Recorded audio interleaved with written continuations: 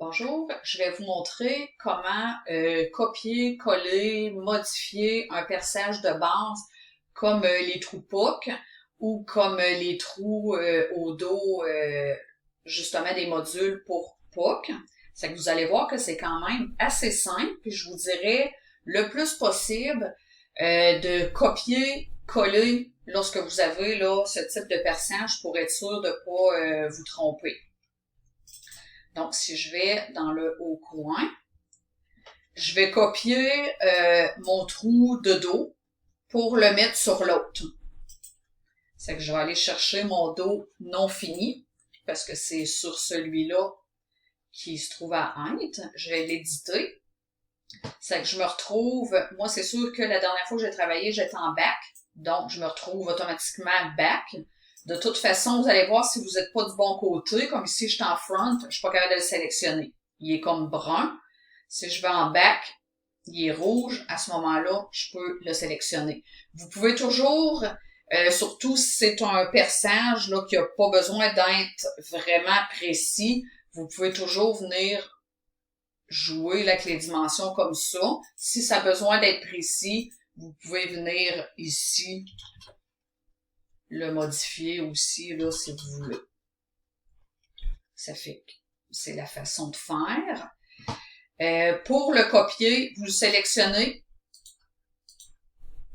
copie, vous sortez de là. On va juste venir section, je vais aller sur mon autre face.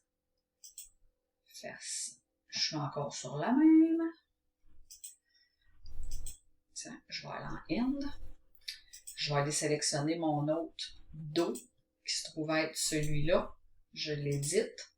Puis, juste paste. Voilà. Pas plus compliqué que ça. C'est que c'est une façon simple. Même principe pour un trou POC. C'est que je suis en front. Si vous voulez le déplacer, vous pouvez y aller de façon précise. Vraiment, là, si le client veut 2 trous de POC centrés dans la porte, vous pouvez faire votre calcul, venir le placer. Je peux venir le recopier, en mettre un autre ici. Là, évidemment, je le fais quand même assez vite. Vous voyez le principe, là. Vous faites vos calculs, vous le replacez correctement. Puis, autre chose que je voulais vous montrer, c'est que là, j'ai copié le trou de POC. J'arrive ici sur l'autre caisson. Je vais venir prendre le top. Je vais l'éditer. Je vais aller en back pour venir là en dedans. Paste. Je copie mon trou de POC. Donc, si toutefois vous avez besoin d'un perçage sur un autre caisson, votre caisson est déjà placé parce que, bon, vous avez déjà fait votre conception, votre caisson, il est bon, vous avez travaillé dedans et tout.